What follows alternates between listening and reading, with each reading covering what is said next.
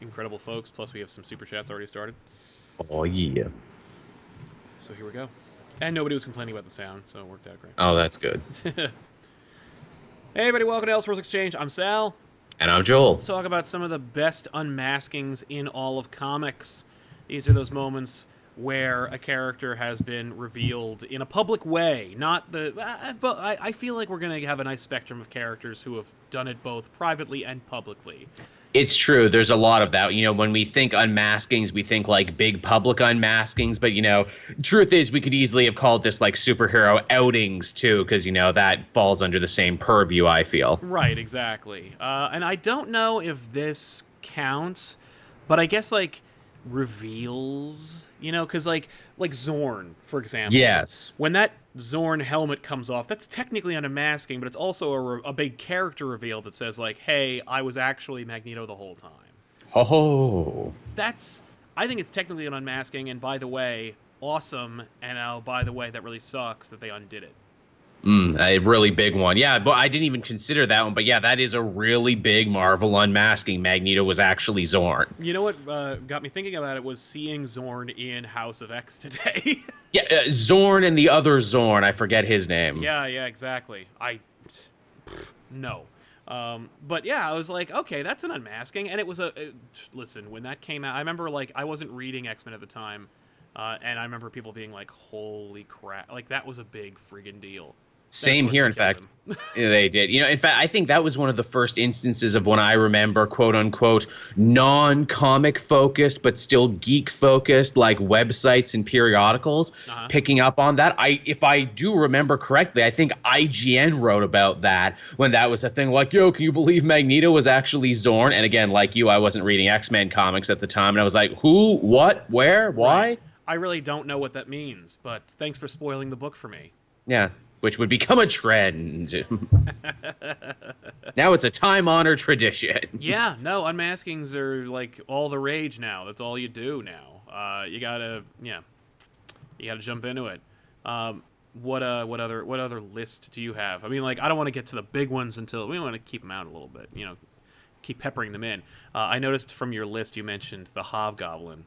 Yes, which the Hobgoblin unmasking that I relate to the most, and I think it's more famous, is actually the incorrect unmasking, where it's Ned Leeds is unmasked as the Hobgoblin. Obviously, it's not. It was Roderick Kingsley, but that image will live forever. Just Ned being all scared and all the gunmen around him. It's like, whoa, Ned Leeds, I had no idea. Yeah, the big retcon that Kingpin gives Spider-Man the dossier, here it is. Turns out that Hobgoblin died in a previous one-shot story, Spider-Man vs. Wolverine, and he really got his ass kicked by a couple of guys, just a random couple of guys. But yeah, that moment of him being like, "Oh, what?" That was a big deal. I remember, like, it being treated as a big deal because I wasn't alive when it came out, or at least I wasn't reading comics, certainly. But when that came out, it was a big deal. It had repercussions that lasted to the point where, like, Hobgoblin Lives was a pretty well-selling book that retconned it to the original real revelation that is Hobgoblin is really Roderick Kingsley. But yeah, Hobgoblin's outing, well, I mean, like, here's the thing. They built to that outing for so long. And, like, who is the Hobgoblin was kind of like, people talk about the 80s being defined by, in Spider-Man, like, Venom. And it's like, Venom showed up at the tail end in, like, 89. Yeah. The real, like, owner of the 80s in Spider-Man was Hobgoblin. Was just like this sane Green Goblin who knew what he was doing, who was malevolent, who could be anybody. Yep. And they kept dropping little hints about it. Who could it be? Really, really great idea. Really great, like, amazing build-up. And then, of course, like, that's why you gotta, like, either get the idea of who it is out of the writer beforehand, or don't fire the writer before they finish the story. Exactly. You know, Hobgoblin is probably one of my favorite Spider-Man stories, not just because of what's on the page, but because what we found out years later, what happened behind the scenes and why it kept changing and why they kept playing, you know, back and forth with each other. Yeah. So yeah, jump into it. What do you got? What do you want to bring to the table besides Ned? Right. Well, you know, I guess because we're on Spider-Man right now, and there's honestly so many great Spider-Man unmaskings. Quentin Beck post-death when he unmasks, and this is even because it's a particularly like, shocking moment, but just because it's such a striking image when he takes off the thing and he's missing a big piece of his head from where he shot himself. Yeah. I was out by that point, but I was like, what? Yeah, he's a zombie now? He's a ghost? What? Right, what are you doing? I mean, like, you could have, and by the way, like, the image of Quentin Beck with, like, half his face missing, obviously could be just an illusion. Like, that's just, like, that's my look from now on. Yeah, I'm just going to be this guy. It reminded me, it harkens back to this amazing page, this full-page splash from Spider-Man Torment by McFarlane of Spider-Man being, like, tormented by this, like, poison in his bloodstream, and he sees Kraven, but it's like Kraven post-mortem, so like he's got like half his head is missing from the shotgun blast, and Yikes. it's such a cool image, and it's like, I'm amazed they got away with it. But I liked that visual, and as a kid I remember reading it and being like, is this what Kraven's gonna look like from now on? Like, is Kraven gonna be like a half-faced zombie? That sounds awesome. No, it was just a visual. It was just scary looking. Just a cool visual flourish, which I guess this Quentin Beck thing was that too, because then he falls away in relevance, and now we're even calling into question in current stories where it's like, wait, but did you kill yourself? No, but you definitely went to hell though. But maybe that was illusion. We don't know. Yeah, no, I'm hoping that it is that he really did die. He really went to hell. He's really back, and it's like it's because of the machinations of the kindred that he's returned. I don't know. I'll take it. I don't care. It's fun. It's better than what we were getting previously. Exactly. Jumping into the super chats really quick, Dylan Gupta Cassidy says, so since we're seeing Spencer undoing one more day, which you don't want to say that out loud because you don't know if that's true or not. Don't count your retcons before they're hatched. Since it seems like Spencer is heading towards that, but we don't know, do you think we're going to get an unmasking of Peter Parker again? Absolutely not. I hope not. No, I think just because the movie did it doesn't mean that they're going to do it necessarily. It used to be that if the movie did it, you have to do it. Like, and not because the movie told them to, but just because that's what Marvel does. Marvel's that's like, what people are expecting. Oh, yes, movie, people. I promise. Whatever you need. Does he need organic webbing? Does he need to have the black suit? Whatever. We'll change heaven and hell in order to make it happen. I promise you. I will make a prediction though. I think by the end of Spencer's run, he will at least reveal himself to Boomerang. Oh yeah, no, he will. Yeah. Or Boomerang will find out, and that will forever change their relationship and being like, oh, can Fred Myers be trusted with this, or will he continue to just be, a dick? Right, exactly. And, like, there's no shortage of Spider-Man villains who know who he is or have known, but kept it to themselves for no good reason other than they're kind of bros. Because why not? Perfect example, just recently, Jameson knows who he is now. Yep. That's a holdover from Zdarsky's, what was it? Dinner with Jonah. Yeah, which is an excellent issue. It's funny, Zdarsky became an Eisner Award winner just last week, and I thought he had won it for that story, but he won it for another story. But it's really, really good stuff. Probably one of my favorite unmaskings in recent memory. I remember being like, kind of like, what? You just did this. Like, he has already known who he was. Like, I don't know. It felt really, like, too soon for me, but it was so well executed, and the stories were really good that came out of it, that it worked for me. Most Spider-Man unmaskings outside of Civil War are done reasonably well. I also cite Matt Gargan being a really crappy one, where it's just like, why would I throw away the only shake I have to or stick I have to shake at you, Parker? Like, that's not good. No, that's not good enough. That's not. Does he still know, or did that get retconned away? Who the hell knows at this point?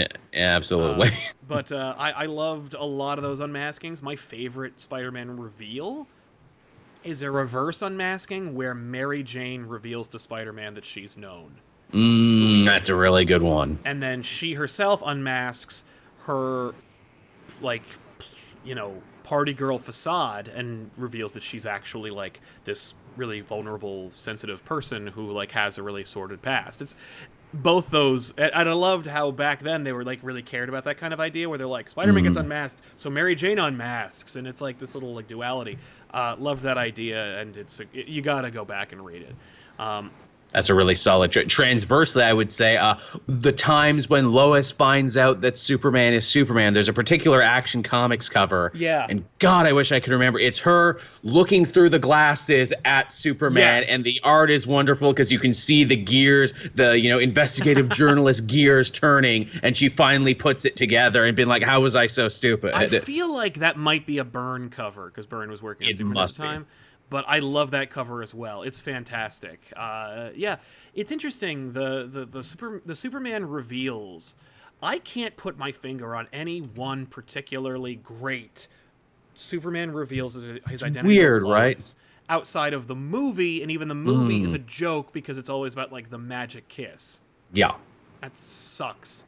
But yet Lois finding out who Clark is like an iconic unmasking, if you will, in and of itself. It's one of those weird things where it's like there is no really, really good story, but the story in your but you think you've already read it. Exactly. It's like, pop culture nerd osmosis. We've absorbed it after all these years. It's funny, too, to talk about unmaskings in Superman. We're unmasking a character whose thing is he doesn't wear a mask. Right. Yeah.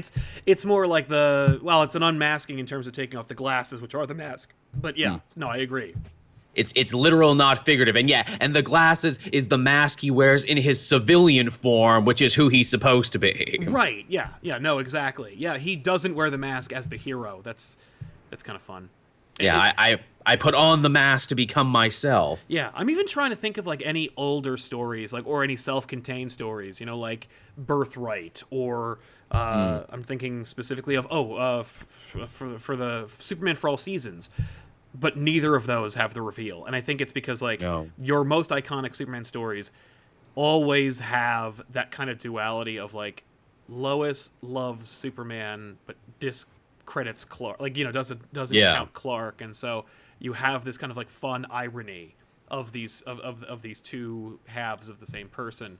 But at the same time, I also hate going backwards in continuity, so it's I prefer a married Superman. I prefer Superman and Lois knowing who. Don't we all? I mean, and I remember back in the Death of Superman days, Lois and Clark talking about how they're going to bring Clark Kent back from the dead now that Superman's back, since Clark has been missing for 6 months or a year or something in continuity time. And so Clark offers a bunch of he's like, I was kidnapped by aliens, or I was underneath this thing, and he mentions 3 different scenarios, and Lois goes, no offense, Clark, but who would fall for that? And he goes, you did all the time. Which that is really good. A night on the couch, but jumping back into the super chats really quick, Juwan Fincher helping us out, but Abednaga, dude, thank you so much for that outpouring of incredible generosity, dude. Thank you so much. Want to send as much love as I can before I head out. You're not even watching the episode. I'm sorry you can't stay, man, but definitely, catch it later. Hopefully you catch the shout out. If not, you'll see it afterwards. Thank you so much, dude. Robert Core, Mighty Thor, and the War Thor are recent surprises. Yeah. Oh, yeah, those were really good ones. Yeah, I'm a huge Thor booster. How did I forget that? The shock of, oh, wow, War Thor was actually silly, funny Volstagg, and now he's this murder, blood-crazy kill machine. And yeah, obviously, Jane, too. The Jane thing is hilarious because she had a helmet baked into her thing, and, obviously that was leading to a big unmasking. We as the reader knew, but no one else knew. Yes, exactly. No, who screwed that up, though? Wade screwed that up, though, because she took the helmet off in his Avengers when she shouldn't have. Boo. They also never quite answered the question, when she is Thor, is she just blonde Jane, or does she become a different-looking person, a la Donald Blake and Thor? I was wondering that myself, because I feel like she physically alters appearance. She basically becomes, a taller person. A new person, yeah. So I think, yeah. The movies are going to have to deal with this when they get there. Is it just going to be blonde Portman, or are we going to get Gwendolyn Christie to come on in and fill the role? Seriously, if you want to speculate about that, I think it's just going to be Natalie Portman in a Thor costume. All right, which I'm fine with, but again, that's just something that I feel, even in a run that was going on for almost a decade, the comics never quite answered that question adequately. Phil Garnhard helping us out very much. Thank you very much, Phil. Irish Tartan says, hey guys, love this topic. My favorite, which we'll get into right now, is Daredevil's Unmasking by Bendis. I love focusing on Matt Murdock fighting for the right to be Matt Murdock. Looking forward to your guys' picks. Keep up the good work. The Matt Murdock Daredevil reveal. From Murdock Papers. I mean, here's the thing. He's been outed a number of times. It's true. I would argue maybe more than anyone else if we were to actually tally them all up. He and Spider-Man are neck and neck, because like Spider-Man, Doc Ock unmasked him, he unmasked himself, Miles Warren found out, you know, like each time like a major villain finds out, Green Goblin, you know, like a bunch of different unmasks. But like Daredevil, I know one of my favorite unmaskings for Daredevil, while the Murdock Papers are some of the best Bendis stuff. Oh yeah. And it's the big, like, everyone now knows. My favorite is the Kingpin reveal in, I think, Born Again. That's a solid one too. With Frank Miller, because like, damn, when you find out Kingpin knows, all the tension gets ratcheted up, and you're just like, you're like, this is a whole new dimension. Oh yeah, and it was. Yeah, no, and then he throws away the Matt Murdock persona, but like, the Bendis unmasking for me is also a weird, like, Marvel kind of couldn't stop doing it after that. Like, they were so impressed with that idea. It was too good. Yeah. Not only did they force it on Spider-Man, but they also kept doing it to Daredevil. It's true, to the point where even in the Wade run, he's like, screw it, I'm not even going to wear a costume anymore. I'm just going to be crime-fighting Matt Murdock in a red suit. And then when I've had my fill of that, when all my enemies try and ruin my life again, the purple children will help me put the genie back in the bottle. Yeah. If you have... I mean, like, there's... I will say, the moment where I think Matt Murdock is on the stand and they ask him to say his name and he says Daredevil, and you're like, what? And they do it again. I'm like, yeah, the punch has kind of been taken out of that swing, but I appreciate that you're doing something interesting with it.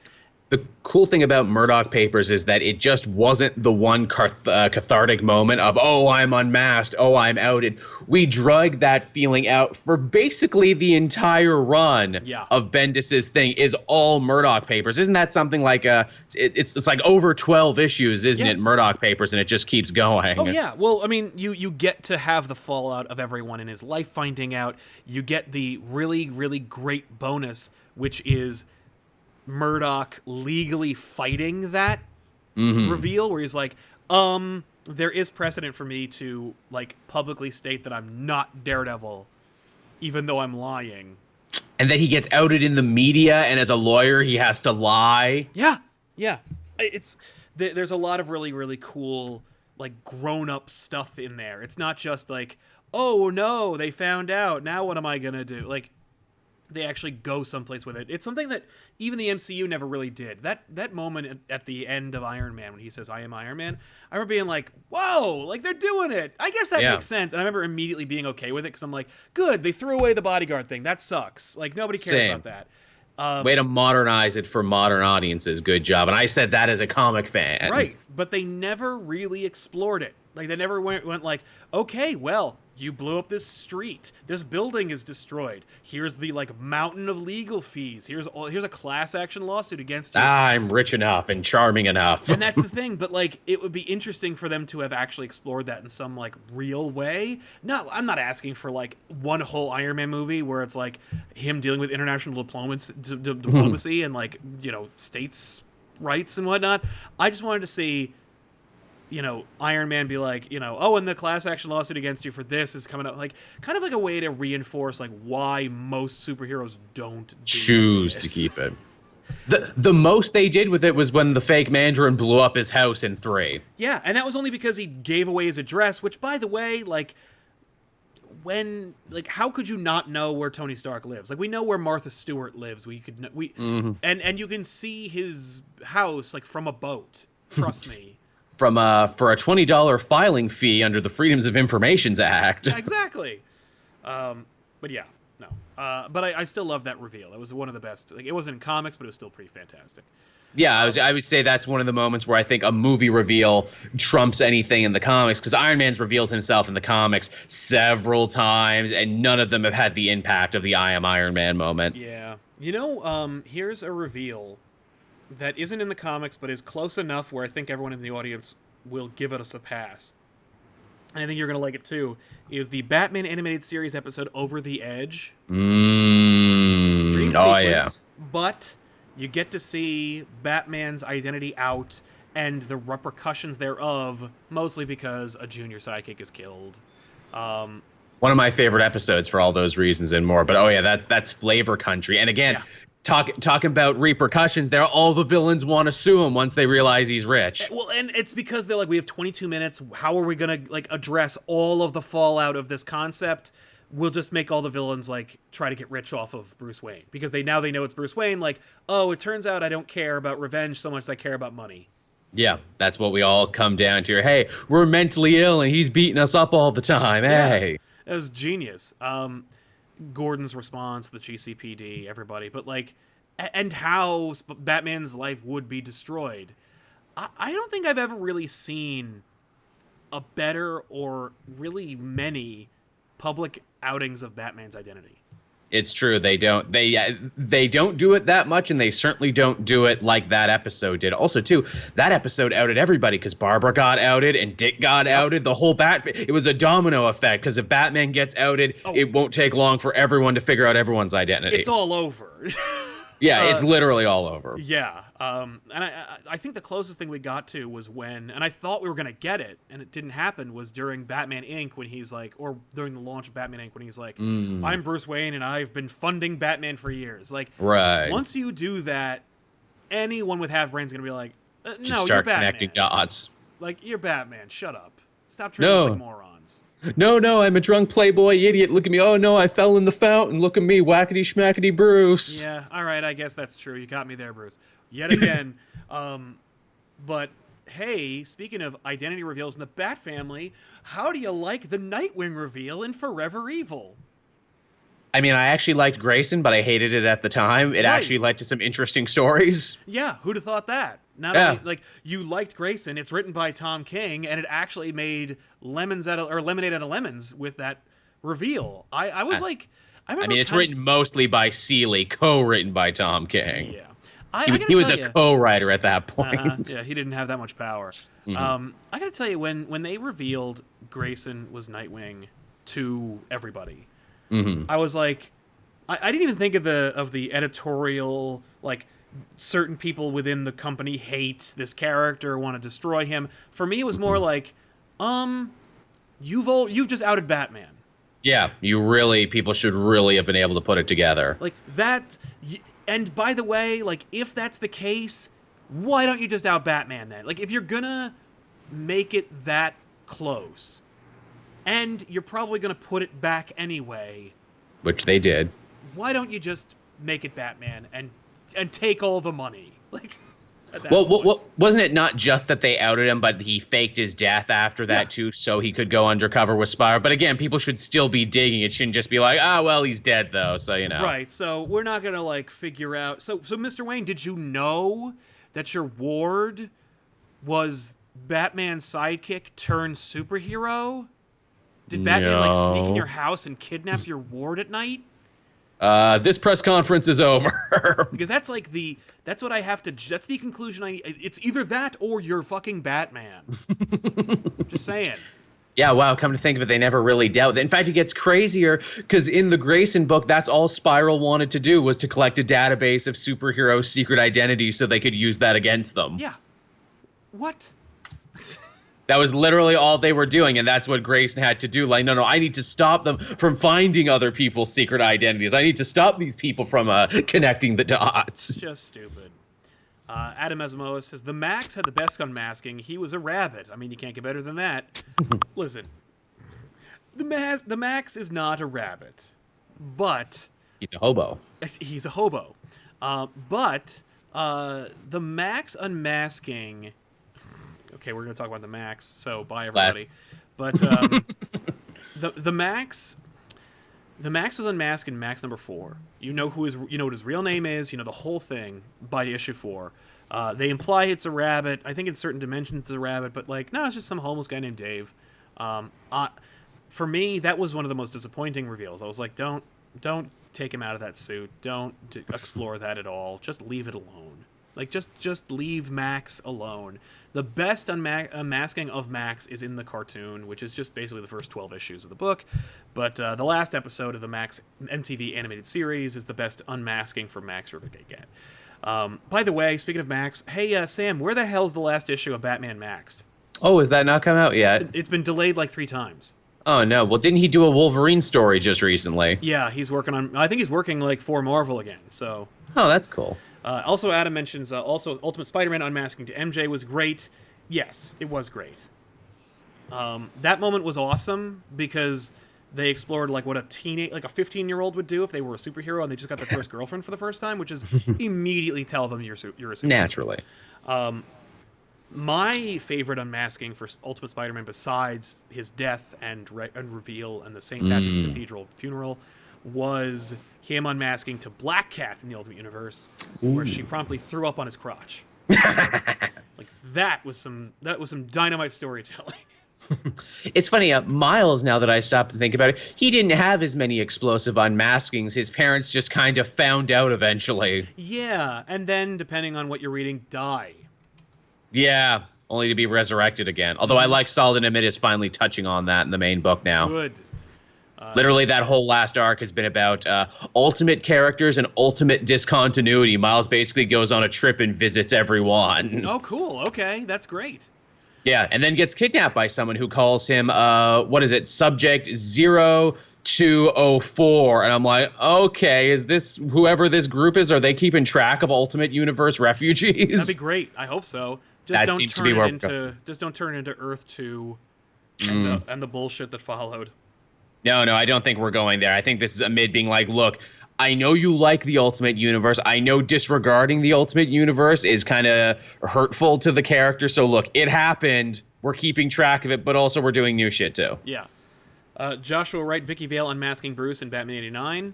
Yeah. She straight up, like, Alfred unmasks him. Alfred just invites her into the cave. I love that because it became kind of like, here's the thing. You might not remember because it was old, but like that kind of became like a little bit of like a joke, like a cultural joke, to the point where like everyone thought it was bullshit that Alfred brought Vicky Vale into the cave and just was like, I'm sick of Bruce just trying to balance the whole Bruce Wayne Batman thing with this girl. I just want him to bang her, just move on, and just invites her into the cave. It's bizarre. I thought it was fine. Vicky handles it really well. Indeed. Like it's funny how like compartmentalized the storytelling was from like Batman 89 versus like any superhero story made in the last 10 years. I know, right? Where like we got a whole movie out of MJ finding out Spider-Man's Peter Parker, but like in Batman 89 she just like knows. Like Alfred's just like, okay, well, we're getting to the third act and we don't have any time and we don't want to speed this shit along. Let's move things along. Alfred tells her the end. And you're like, oh, okay. But, like, the reality is Vicky's that kind of person where she, like, kind of would just be like, yeah. For me, what's better is the moment where Bruce is in her apartment and he's trying to tell her. And that's mostly... It's not really a Batman moment as much as that is a Michael Keaton acting moment where he's like... Boy, is it ever. Doing that amazing monologue where he's like, you know how, like, there's somebody who, like... goes to work and has a wife and kisses somebody goodbye before they leave and they get into a car and no. Because like I don't live that life either. He's like, no. Oh, okay, well, then he's trying to say it out loud and you just can't get to it. It's great. Just some great stuff. It is a really great moment. Will.i.am Golden. I'm not sure if this is unmasking, but when Luthor finds out Bruce Wayne is Batman and Forever Evil. See, there you go. Oh yeah, I forgot that also happened. Yeah. That sucked. We've been so long since that moment, and it didn't really matter, did it? No, the only thing you got out of it was Luthor, like, bought his way into the Justice League membership. Right, down the line, which those were fun. Those were fun. But yeah, I hear what you're saying. TB says Damian Wayne, bus driver unmasking from Super Sons. That was Damian Reveal. That was just a Super Sons moment where Damian says, like, hey, it was me the whole time. I was the bus driver. Which was funny. That was a fun story. Yeah, read the first volume of Super Sons, and you'll get that. It's good shit. I do actually have a Damian one here, but it's not what you might think. Oh, God. When the heretic is unmasked in Batman Inc., and you find out that it's actually a little Damian clone. Yeah. That's definitely the grossest unmasking. Yeah. Man, that kind of ended with a thud, didn't it? Yeah. I was not a fan by that point. But Which I was not. Which really era of Batman Inc.? Because there's two. There's the pre-New 52 and post-New 52. But it was Morrison, so it all is part of it. It was all the same, yeah. All the same. Robert Core, what upcoming maskings are you looking forward to? Are there any teased, or do you just mean like what inevitabilities do you expect? I mean, Kindred, naturally, Leviathan, even though the comic kind of is not great, I actually do kind of be like, okay, well, who the fuck is under the mask, Right, though? right. Who is he? Will, Yeah. will it matter? Will it just be some dude we invented? Yeah. That's the question is, what will Bendis do? And if Yeah. you read his other books, you could probably find out. Is there since I dropped Event Leviathan after issue 1 because it was so horrible, my question to you refuses to get started. is there a plot device character that he invents for this event? No, not yet. We're on issue 3, like it's coming up soon. Yeah, yeah. Layla Miller was introduced, I think, in issue 2 or 3 of House of M, so we still have time. There is like a lady scientist who gets kidnapped, and apparently she was working for Argus on something. Right. I don't know if I would call her a Layla Miller. No, she's more or of a even, Victoria Hand character. Yeah, that's fair. Or even who the fuck was the Inhuman who could see the future? Ulysses. Ulysses. Yeah. We're not that level yet, but there's time. Yes. My guess is if he doesn't introduce a plot device character, then Leviathan will be a made up character. Right. But probably more likely it will be somebody you know. Because they keep implying he knows a lot about the superhero community and everyone. Like, he talks to Plastic Man and he lists every team Plastic Man has ever been on, even some that technically shouldn't exist in the post New 52 DC Rebirth era. But it's probably Maxwell Lord then. Oh, I mean, I want Maxwell Lord back, but not like that. I don't. That sounds like a Bendis thing through and through. Like, I wanted what you did, but not like that. Yeah, let me do it differently. Just like I wanted Jor-El to be a villain, but not the way Tomasi did it. I want it like this, though. Yeah.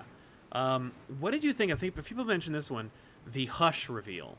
Oh, yeah, that's obviously back now. Well, to answer that, which Hush reveal? Because we get several fake red herring reveals until we eventually get the real reveal, and then the post-reveal after the reveal. Yeah, because like if you read Hush, there's this whole mystery about who Hush is, while they also retcon a character from Bruce Wayne's past who also has a total motivation to be Hush, and then turns out to be Hush, which is like, really? Like, I think the best one is when you think it's Jason Todd for a minute, and then obviously it's not, but... Right. And by the way, when they make you think it's Jason, and then it turns out not to be, really satisfying. I know that sounds kind of weird, but like, it was really satisfying for you to think, oh my god, could it be Jason? And then they're like, no, that would be really, really lazy. And I'm like, oh my god, that's awesome. When did Jeff Loeb get integrity? And I know, then, right? Like, literally, someone says Dr. Thomas Elliot at least 2 times, at least by 2 different characters per issue.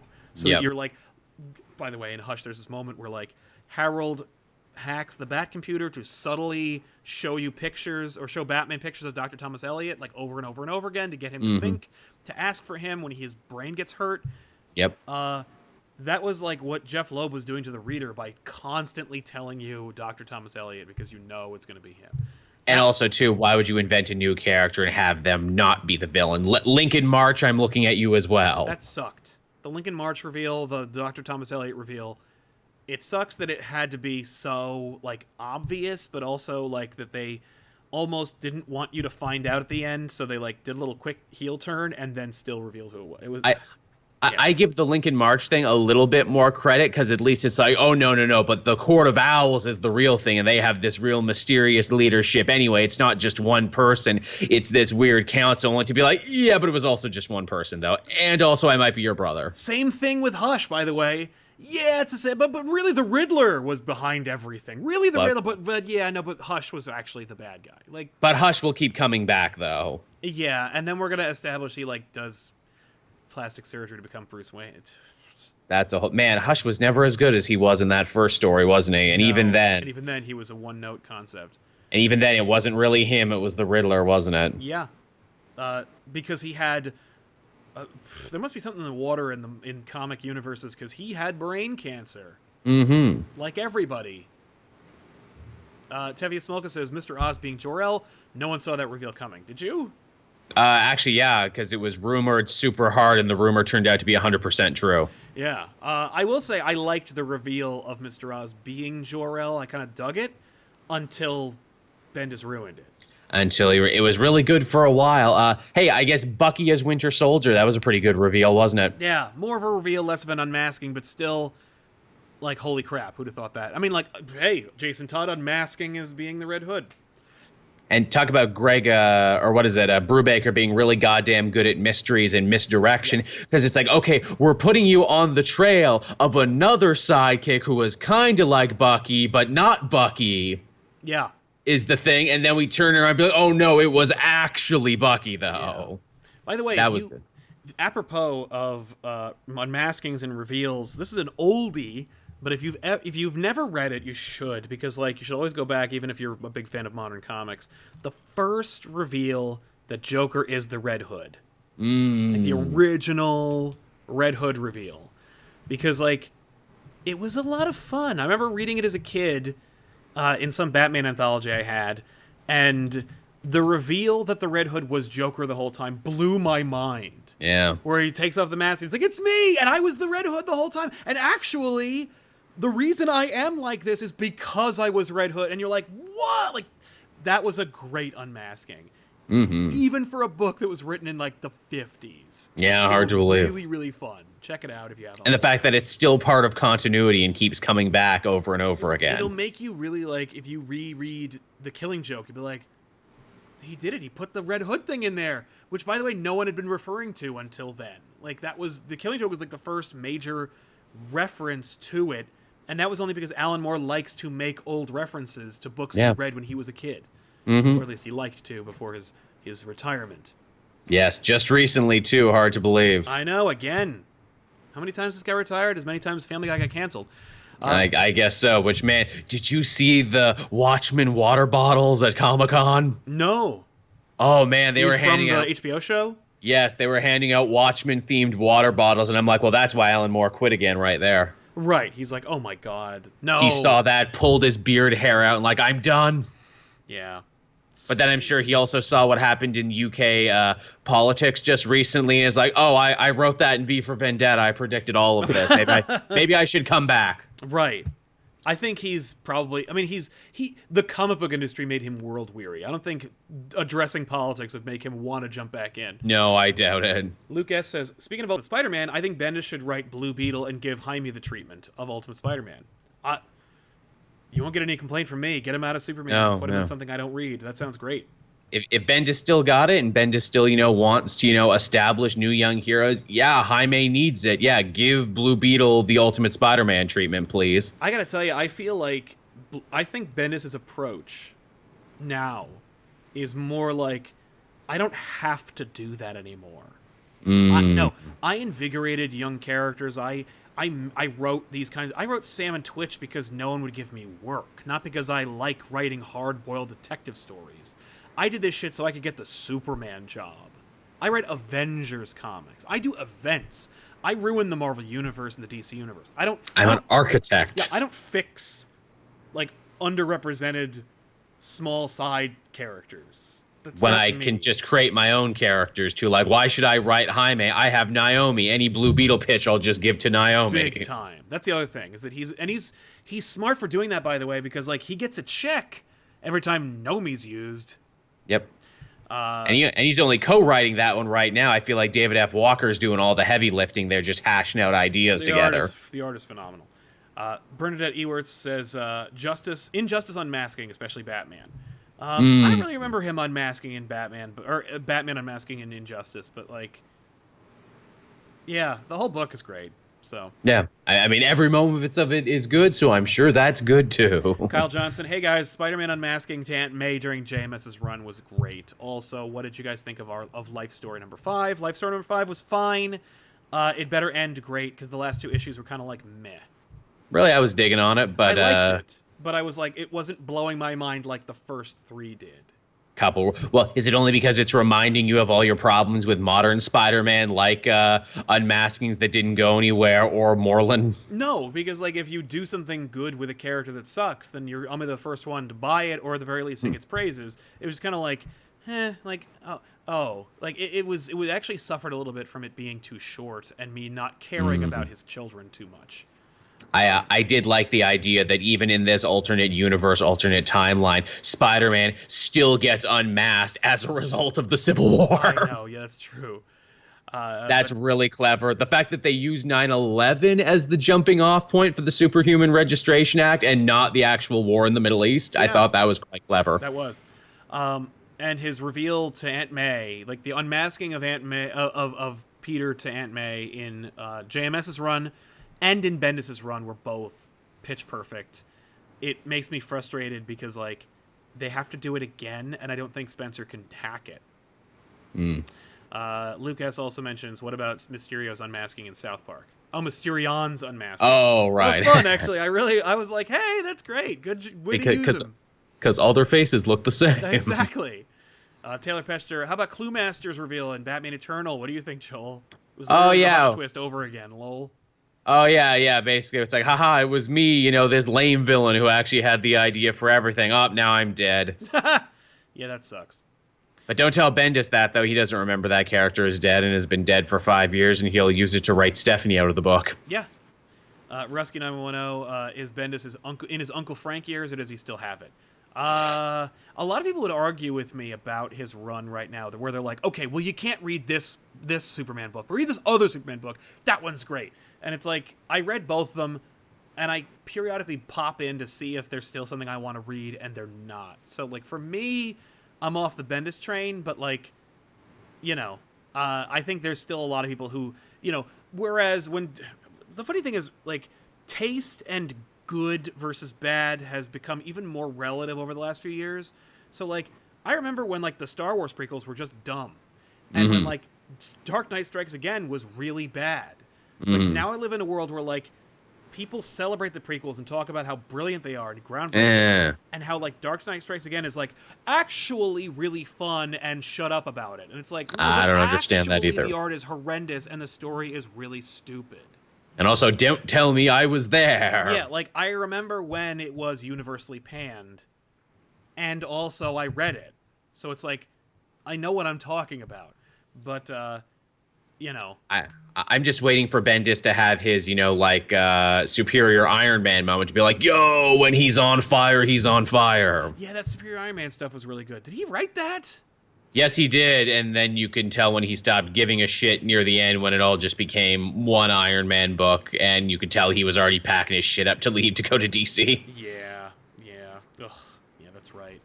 So even that book didn't get a great conclusion, but boy was that first little bit really good. Right. Lewis Southern says, the Injustice Batman Unmasking was brilliant because it was simply Superman tweeting out Bruce Wayne as Batman. Okay, oh, that's right. That's awesome.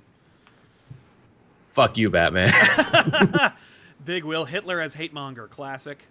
Oh, yeah, man. You're going old school on that one. The hate monger is actually a clone of Hitler. Yeah, it's fun. That's pretty good. Ooh, talk about Captain America Unmasking that never happened, and I wonder if Spencer will ever go back to this. The Kraken, the new version of the Kraken, who they swore was someone close to Captain America, and who was going to be a big reveal, and we never found out who was under the Kraken mask. Yeah, no, that's true. I feel like if I hunt him down at a con, I'll have to ask him, yo, Nick Spencer, who was actually under the Kraken mask? Yeah, I bet he'd tell you. I bet he would. Correction, no, Bendis didn't write Superior Iron Man. That was Tom Taylor's. Bendis wrote the other one, Infamous Iron Man. Right, sorry. That was great. Yeah, that's why I was like, what? I mean, I liked Superior Iron Man, but, yeah, I liked Infamous Iron Man. Infamous Iron Man was awesome until the last issue. Yeah, when you could tell he just wasn't giving a shit no more. And then it kept going after that in the Iron Man book. That is... Infamous Iron Man's ending is like finding out your girlfriend cheated on you and then doing an elaborate proposal and then instead of proposing, like, farting on them or something. Like, it was just like a big F you to everybody. And the devil was involved all along. F you.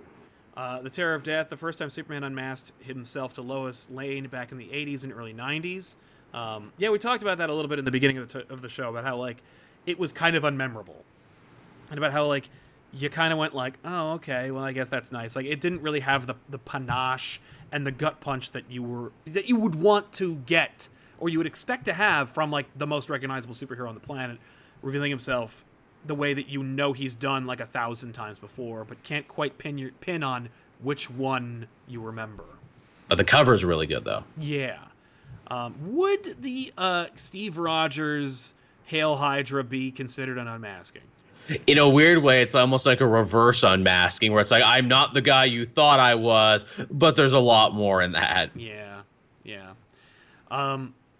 I love, you mentioned Doctor Doom and his unmaskings. I love Doctor Doom unmaskings, particularly when they're done well. You mentioned the one where, like, you know, because we've heard that Doctor Doom is like this horrible, hideous visage, and then they do the reveal, and I don't remember who wrote it, but like, it's an old story. Yeah, but it's just a little scar. Just got a little scar. Just got a little beauty mark on there, and yet that drives him so insane because he's such an egomaniac perfectionist that to think that just a little scar and he feels like he's some disfigured monster. Yeah. That's a great character moment. That's a great reveal that ties into the character. Mm-hmm. Same within Secret Wars, when you find out Doctor Doom like can't fix his face, and then at the end he takes off his mask and he's okay. Like that Reed gave him this one last thing. I haven't checked in on Doctor Doom in a bit. I know he's getting a solo series. Is he still normal under there post Secret Wars? I think Bendis ruined it. Oh, really? Before he left? I don't recall. I think it was very lame. That's right, because again, infamous Iron Man in the Iron. Yes, that's right. He fucked up his face again at the very end on his way out the door. That's right. Yeah. No, I think Dan Slott did it. I think it was like, I don't want to write about that kind of Iron Man, so like he ruined it. I don't remember. It was right in the transition from Bendis leaving and Dan Slott taking over Fantastic Four. Well, I remember there was a backup by Slott where he's back in Lotbury and he's feeling bad for himself and he tries on like a new tribal costume that didn't stick around, but I thought he still looked normal at that point. Yeah. No, I think he burned some. It doesn't matter. It was so lame, and it was so. To Wikipedia. Right. Find out. What was it? But Adam Asamoah mentions the unmasking of the goddamn Batman to Dick Grayson. Was that even an unmask? Oh, that's right. It's when they're in the Yellow House, and Batman whips off his mask to reveal that he's Bruce Wayne to both Robin, Dick Grayson, and Green Lantern Hal Jordan. Which, hey, you know, it can be a good unmasking, but for all the wrong reasons. Yeah, that was weird. You just wanted to reference the goddamn Batman, and so for that I applaud you. Mm-hmm. I am and forever shall be the goddamn Batman. Right. Yeah. So I was trying to think of some other ones that I remembered off the top of my head, but I don't mind just checking the list. Yeah, please do. You mentioned Jon Stewart TV unmasking. What is that? Yeah. Okay, so like Jon Stewart this is like back during his tenure as Green Lantern, so this is how long ago it was when he was the main one when he first started. Jon Stewart wore the little domino mask like everyone else did for Green Lanterns. Then he goes on like a TV show, like, you know, one of those nightly news programs, and he unmasks there. I don't know if he gets tricked into unmasking or if he's making a point about it, but basically that's what kicks off Jon Stewart as the maskless Green Lantern. And in fact, he still is that. Even in the Justice League cartoon, they made a solid point of, hey, this is a guy who doesn't wear a mask. Everyone knows he's Jon Stewart. Right. I like that a lot, and I've never drawn that conclusion. Like, I've never for the life of me wondered why Jon Stewart doesn't wear a mask. Few people do, but they actually, yeah, that was a real story and a status quo shift in his book. Hey, let's have him be a maskless Green Lantern and let's have him just, you know, walk around like that. Because you figure, as long as his lantern is charged, nothing can really hurt him. Yeah, right. He's totally cool on Earth walking around, and his community is super on board with having a Green Lantern looking out for them on Earth. Exactly. Louis Southard says, I don't know if this is exactly an unmasking, but that issue of Slott's The Amazing Spider-Man, when dying Doc Ock reveals he was Peter, that was amazing. Yeah, that was great. I mean, having the reveal of Doc Ock in Peter's mind was amazing. The reveal of like him to different people was really cool. Like Superior Spider-Man was just a great series overall. Sure was. So I don't blame you there. Luke S. says Hush movie reveal was an interesting twist on it. I didn't see the movie because I don't watch DC animated movies anymore, and apparently I'm rewarded for it because I hear I'm not missing much. The last good one was Fatal 5, and that was only good because that was an original story that Bruce Timm and company really wanted to tell that had a beginning, middle, and end. This is another weird adaptation. I will say changing the twist isn't quite as big a slap in the face as when they completely rewrote Gotham by Gaslight. This is kind of like a, well, I see why you did that, but I also wish you weren't trying to trick the comic readers watching, and if you were going to do this, you would have ran with that more than you did. It felt more like, oh, you thought we were going left, but we went right. Yeah. Oh, I hate when that happens. Taylor Pester, the unmasking of Huntress as Batgirl in No Man's Land before Cassie Kane became Batgirl. That was great. Yeah. Nice reference. That was a cool reveal. Yeah, good pull. Man, No Man's Land. We should probably do that on the show. I'm surprised you have, but then again, No Man's Land is huge. I do. I have two different versions of the entire run. I have the first print run and then the second print run, where it's like it has too many. It has more books, which is a mistake. That's another one of those things where it's like, oh, you think this is an event, but no, this was just like a year's worth of stories. This is just what was going on. Exactly. Chase Eichler, how about Croc being Batman and almost got him? That was a fun reveal. That was more of just a plot device reveal, but I still love that moment, and if you haven't already, watch it. And I guess let's talk about Peter Parker's reveal in the Civil War story. Civil War, he unmasks in Civil War. Maybe the most famous unmasking in Marvel, if not maybe one of the most famous unmaskings in all of comics. Absolutely. Yeah, no, easily. It's if you type in like superhero unmasking, I bet it's the first thing that comes up. Again, not saying it's the best, but it's the most impactful for sure. And the like, whoa, they actually did that, and then spent forever trying to put the genie back in the bottle. No, it's amazing. I recall it's funny because like when they were working on Civil War, if you were paying attention online, you got a lot of insight. You got a lot of like behind the scenes stuff. You knew what was going on. Marvel was also desperate for anyone to read Marvel, so like they were probably leaking things themselves, and so you knew that like Spider-Man played a role in Civil War, but he didn't really have a big role. And as I recall, the story goes, and I could be wrong because I wasn't there, but like Quesada said, you got to have a bigger moment at the end of this issue. Peter Parker takes off his mask, and they were like, that doesn't make any sense. He would never do that. And like the bullpen was just like full of vitriol and fighting, and Quesada was like, yes, the fact that this much reaction was gleaned from my own employees says to me that this is exactly what we need to do. Good, let the hate flow through you. He makes Mark Miller like work that in, and you know what? Like it did. It got media like major news coverage. It sold crazy good. Yep. And it is the #1 identity reveal in Marvel Comics, and it's like it's a character defining moment, despite the fact that it wasn't organically warranted in the story. No. Nor would it be something that Peter Parker would ever goddamn do. It's a real blindside moment too. Like you couldn't possibly have seen that coming. No, and a lot of people love the Back in Black story. They love like the whole run of Spider-Man stories that come after he reveals his identity, and it's like because you get to see like Deb Whitman's reaction, Betty Brant's reaction, J. Jonah Jameson's reaction. You get to see everybody, and Peter has to deal with each of them in their own way. Of course, by that point, JMS had left in disgust, and everybody else was like just desperately trying to hold on. And so, you know, the duty of telling these kind of like really well executed stories fell onto like other writers who were like, I don't know, who were also like hand-strung by editorial, who were like, don't forget, even though like you're setting up things like causing doubt in the public consciousness about Peter Parker being Spider-Man because you have like the Iron Spiders and all their you know, their cloaking tech and everything like that. You have all this stuff going on. At the end of the day, I'm just gonna have magic make it go away. Yep, devil magic. Right.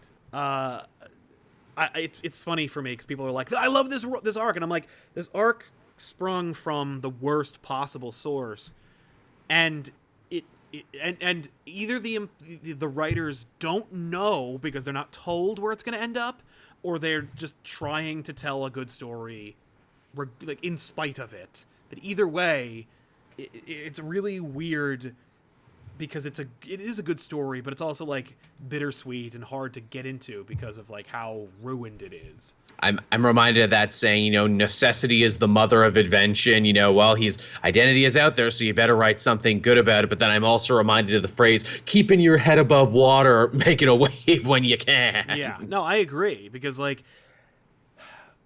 is the story potential worth the decision? All the headache. Like, and it's like, I wonder. I don't know. I can't really say. Flashpool says, I love the Aunt May always knew in Spider-Man PS4, which also happened in Spider-Man 400. Yep. I agree. I like that too. I felt like it was like... Aunt May bugged me in that game, so it was like hard for me to really like get into it. Like, it just felt like it was kind of like... I kind of saw it coming. It was nice, but it was also like, meh. But I hear what you're saying, and listen, a lot of people love that story. That story of the game is fantastic. Thomas Agger mentions PS4 Spider-Man to Doc Ock. For me, I'm like, Doc Ock has no interest, has no vested interest in keeping that secret. No. Like, it's over. There's no way he's keeping that a secret. That character would never keep that secret. No, not at all. Especially not with the whole messed up mind thing, as we discovered. Yeah. So for me, I'm like, well, you've ruined it. But we'll see what happens in the sequel if they ever make it. Joshua Wright, Rorschach freaking out when his mask is removed. That's funny. Yeah, I was actually thinking about mentioning that one. The Rorschach unmasking. Give me back my face. That was a solid moment. Preston Bryant, what about Oracle? Does she have an unmasking reveal?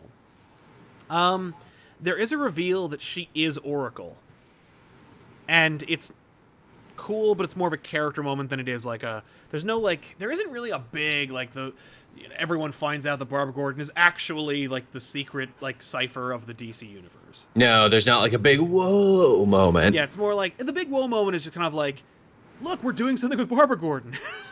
Did you see what they're doing with Oracle now? Actually, for Villains Month. Nah. The Batgirl villain of Villains Month will be Oracle. Yeah.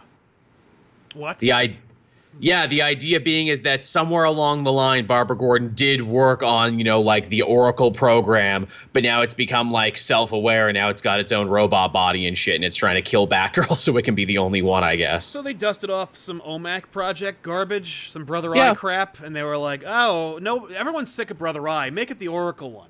So now Oracle is Batgirl's OMAC, yes. That's a good way to look at it. That sucks. No one likes OMAC or Brother Eye. That sucks. And yet they keep coming back. I don't get it. We'll build all of Future's End around Brother's Eye. What a mistake. And you had time to fix that. Anyway. Actually, Tynan used Brother Eye to good effect, but made it more of a thing for Tim Drake. Yes. Okay. You're right about that. But again, that was there was many more other things around that. He got to watch all the ways it didn't work before they did that. Yeah, exactly. But listen, we want to thank you all so much for hanging out with us and checking out this episode. Before you go, listen, if you want the party to keep going, it does, because we have a bonus show that's over on patreon.com/ComicPOP. You can catch a bonus episode of another show we do called One Shots, which is literally just like we talked right after this. It's kind of like the post show. It's good stuff. You can find over there, and many other rewards. Which check it out, see if it's right for you, see if there's something you like about the rewards in there, and if you like them, join in, because you at least get some behind the scenes updates about what we're doing. Back issues will be coming out in a little while, and of course over on the Purple channel, which is to say twitch.tv/ComicPOP TV.